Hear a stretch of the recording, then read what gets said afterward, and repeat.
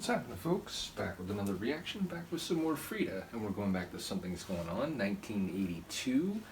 And the next track, I will check once I sit back down so as to not anger the Queen High Luca. But yes, the next tune is Baby Don't You Cry No More.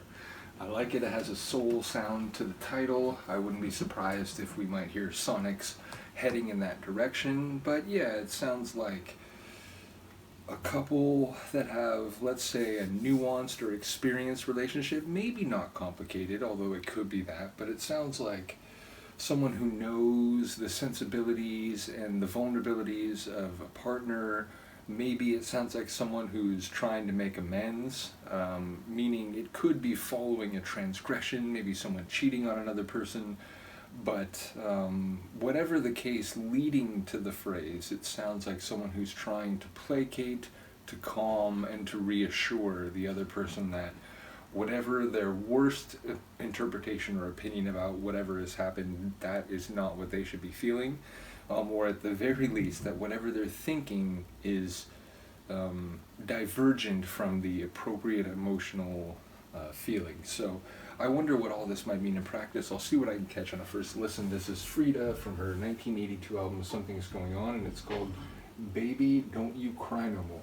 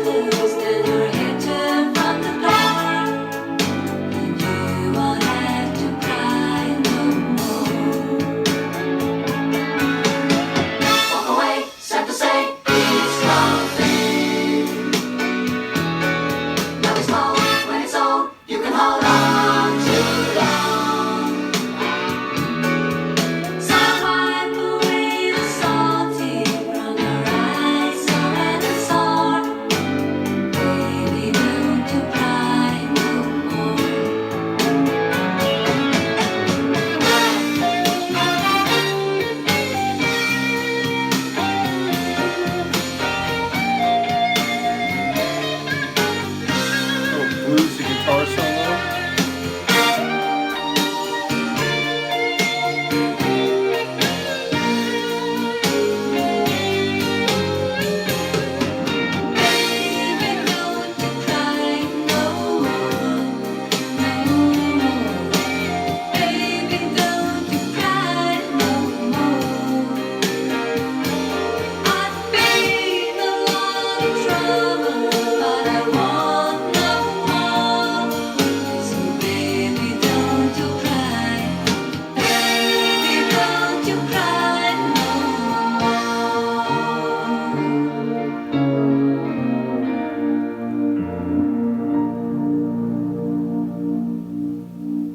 It's cool. It did have a bit of a soul vibe, a bit of a gospel sound with those backing like choral style vocals.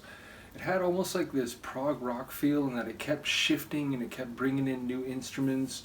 Those brass hits when it would do those rhythmic sort of recycle slash reconfigure They were very intense. They like, yeah, I felt like I was getting attacked by the brass, not in a bad way, but it was very attention commanding.